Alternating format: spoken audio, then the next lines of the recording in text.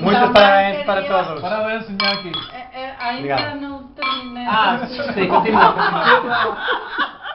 Vamos experimentar-se um bocadinho. Vamos fazer um brindis. Já. Ah, que bom. Tá bom, é? Tá bom. Podes voltar e ter mais dinheiro para ir.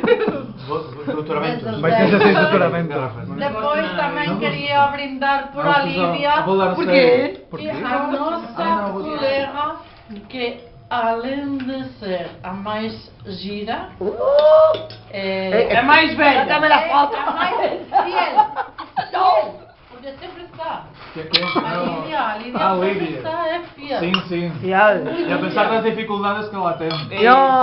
Muito grato. E ainda não terminei.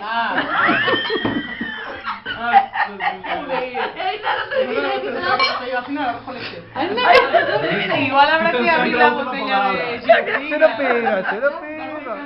Ay, Dios mío. Por favor. Un bocadinho. Além disso, queria brindar por a nossa Paulinha, que por mim.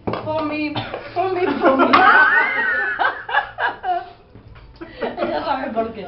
Depois queria também brindar por o nosso Marco, Bravo. porque ele Bravo. está tenaz com o português e com o Helder, e eu alegro-me muitíssimo disso. Obrigado. E também queria Bravo.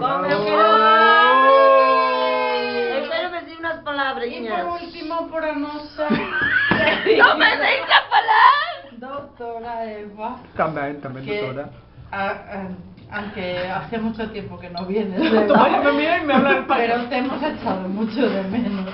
Ya, yo también a vosotros. Oh. Un bocadinho. Ei. La mejor, Eu teño un bocadinho. Eu quero dicir unas palavrinhas. Todas, venga, pero Dice, vamos a ver.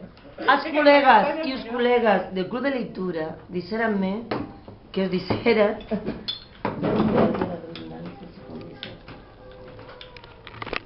que lo pasásemos moito ben. Vamos brindar pelos colegas do Club de Vamos a Leitura. brindar pelos colegas ausentes.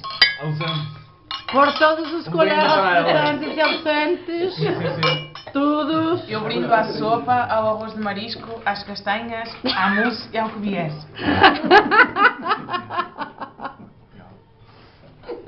Olha, não gosto nada disto. Adeus. Adeus. Adeus. Adeus. Adeus. Adeus.